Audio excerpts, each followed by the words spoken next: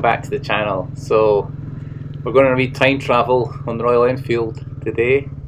We're going to ride around the perimeter track that's still there for the former RAF Drem fighter station.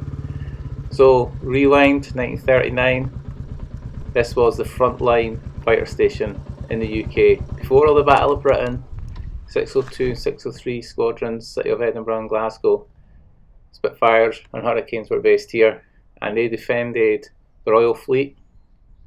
The Navy was obviously at Roadside. HMS Hood was the big target for German bombers that flew from Norway and Denmark. You can imagine the panic then. The whole Europe had been invaded in 6 weeks, and they were basically on their doorstep looking across to Britain, and it must have just been a panic of building defences, you know, trying to get aircraft built, stuff like that. But when you go around this place, you can actually, you get the feel of, it must have been the noise of the place, all the, you know, all the planes getting started, night fighter exercises, navigation, training going on, constant patrols, and it must have been electric, the atmosphere. It's so quiet today, it's like, oh, you hear the skylarks and stuff. So we'll go around the perimeter track, and I've just got some audio footage from Nigel Rose and a few other Spitfire pilots who flew their Spits for the first time here. And of course, here was where Spitfire had its first kill. It shot down German Henkels and Junkers 88s, and the Humvee Henkel, of course, was the first bomber to be shot down in British land here in East Lothian. So I'll let you enjoy the audio, a wee bit background music, and the pictures as I take a ride round. This picture shows new Spitfires and Hurricanes being blessed by a minister in a service.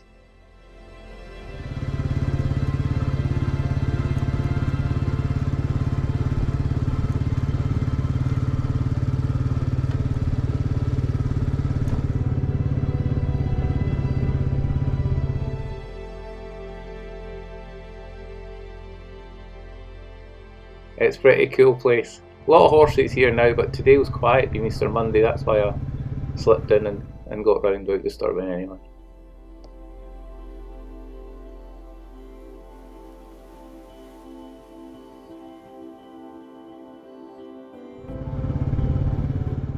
I mean, several thousand servicemen and women were here, from the pilots to all the technicians, the WAF, and there must have been hive activities, I keep saying. It's so quiet now, but there's been a lot of noise going on.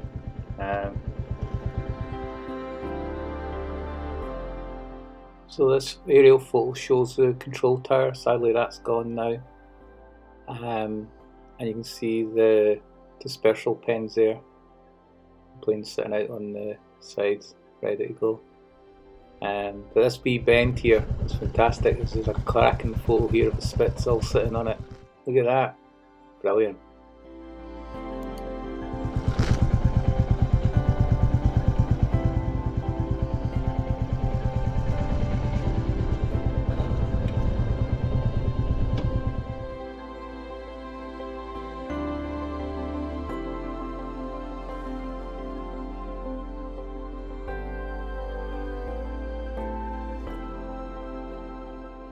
And the North Berwick Henkel that was shot down, crashed at the Rhodes farm just behind North Berwick Law. There it is. And what they did with that was they towed it to Drem, put it on a lorry, took it to Edinburgh, Turnhouse, and they got it airworthy, flying again, and used it to evaluate dive speeds for training young pilots.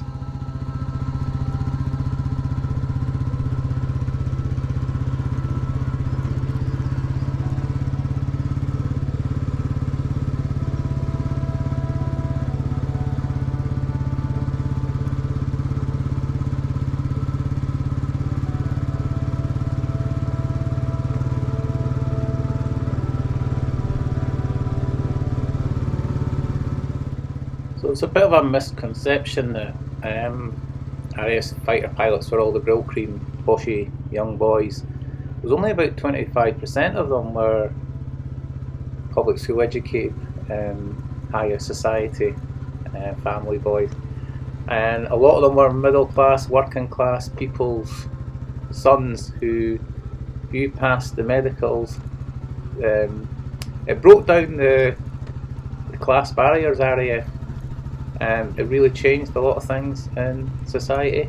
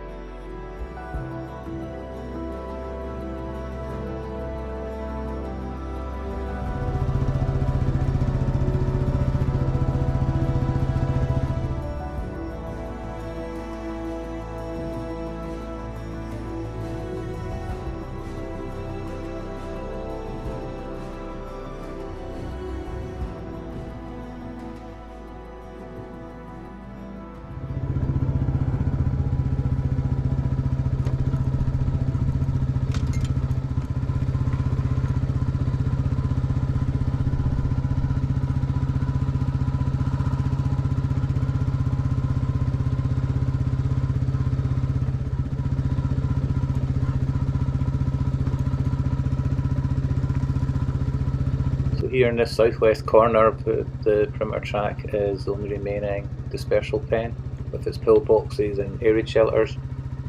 Here it is from 12 years ago when I visited before.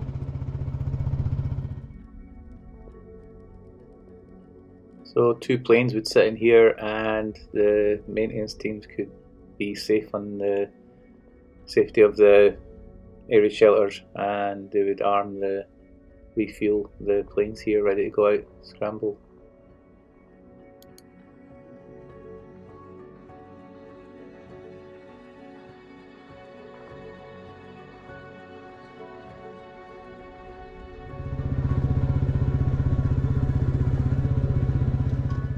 A photo here of the Battle Command HQ, where they'd go to if there was an air raid to control sending out planes.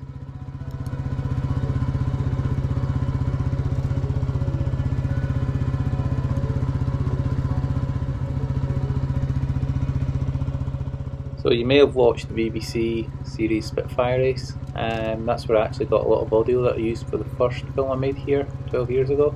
So you'll hear some of the clips that I took out that film I made.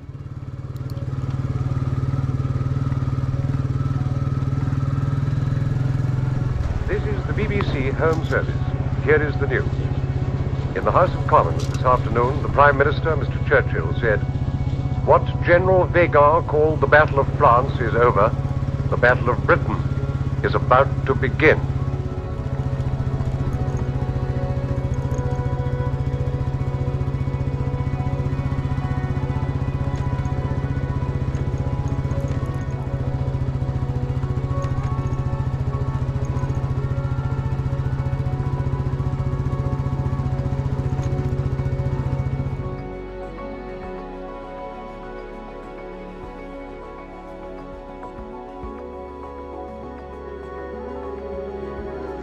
Officers' Mess, Drem, East Lothian, 21st of June 1940.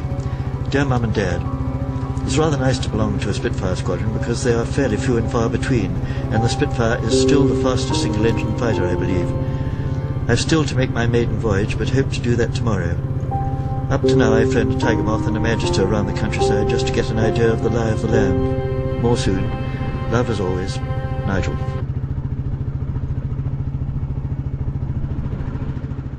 On the east side here of the perimeter track we have a large pillbox in the field, and we have the officers' mess, and on the east side is the 3 hangars, maintenance hangars, that are still there today, in use, private now, industrial.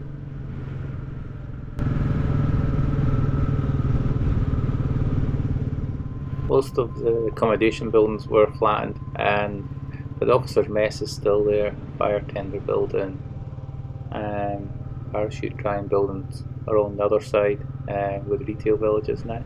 But yeah, it's good to see some of it still here.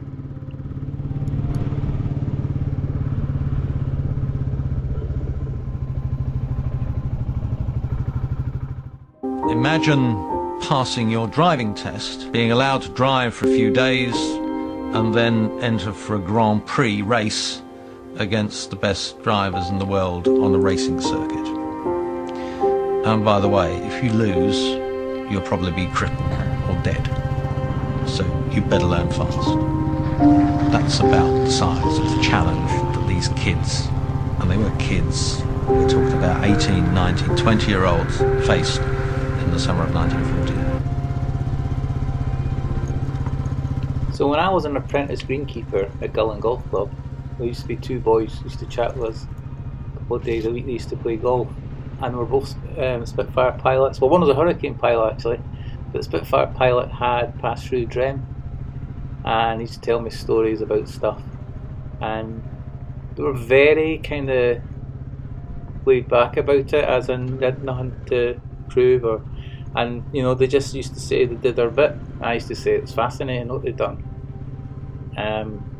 But you can't imagine, they'd be 50 then when I was 15, and I'm now 50. I can't imagine doing what they did at 18 years old. I can't imagine me being able to do all this, and they did. A lot of them couldn't even drive cars, but you know, they learned, obviously. But it's fascinating what these guys actually did, what they've done, how they survived. That's the thing, how they survived. But they did, a lot of them did. But 1 in 6 never, and that was the statistics of it. It was a numbers game of attrition.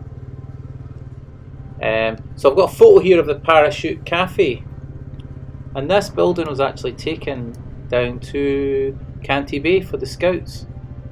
Some of the building's still there. Doesn't look like that, but it's still there.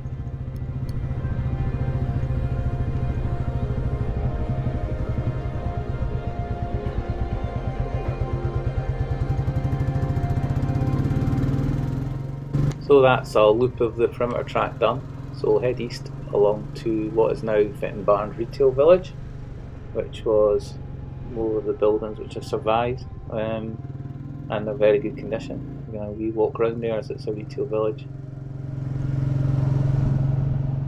There's some photos here of a couple of occasions that the King visited to inspect the airfield, and medals awarded for plane shot down.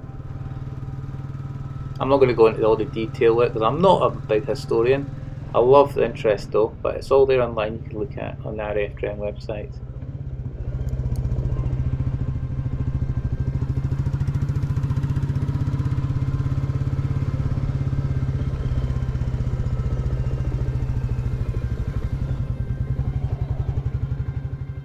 And it was also here that Norwegian Germany surrendered in 1945. 3 Junkers planes painted white came in, escorted by 2 Spitfire squadrons. So here at the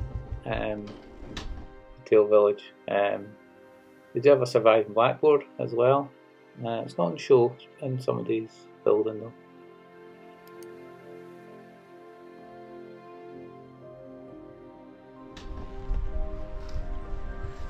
My squadron has just come out of the front line, as it were, to an aerodrome in a quieter part of the country up north. We have had our casualties, of course, in these 4 months, as 6 pilots in the squadron were lost. During this time, scarcely a day passed without a combat. On many days we were sent up half a dozen times to fight battles, often against large formations of the enemy. In the circumstances, we consider our losses were astonishingly light. On the other hand, our bag of enemy aircraft was 89 destroyed and confirmed, with many probables and damaged. So the Germans paid a stiff price for our losses, and each new successful engagement gave us fresh heart for more. My unit is the City of Glasgow Squadron, one of several auxiliary squadrons which have been fighting in the south. Within 6 weeks of hostilities, the squadron was engaged in the first fighter command action of the war, the raid on the 1st of the 4th on October the 16th, 1939. In that action, the squadron helped to shoot down the first enemy aircraft to be lost in the present war over British soil. Finally, I would like to take this opportunity of saying a word about the ground crews. It is usually the pilots who get the praise and the thanks. The job we do is little in comparison with the excellent and unremitting work done by the fellows who keep us in the air. They work for us day and night, and I never hear a grumble from any of them. They are just grand. And if any of them are listening in just now, I would like to say, speaking, I am sure, for all pilots, we take off our hats to them.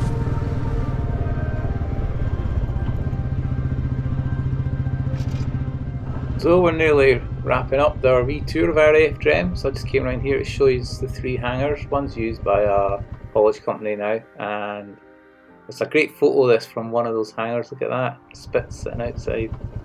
So that one looks a bit of a mess, that hangar, but it does belong to someone, so we can't just go walking about in there. So there you go.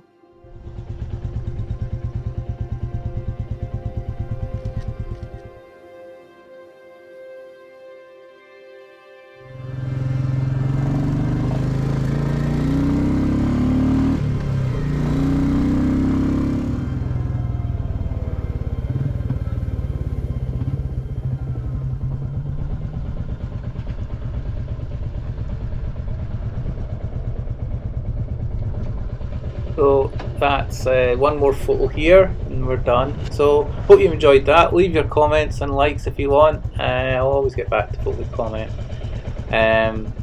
Leave photo here, and then one thing left to do, and that's go up to cemetery at Dirleton. And quite moving when you see the ages of these young boys. And they're from all around the Commonwealth who came here after the Battle of Britain. We were very short on pilots. And navigation in bad weather around here was the reason for so many air crashes, and our local hills are littered with wrecks of crashes.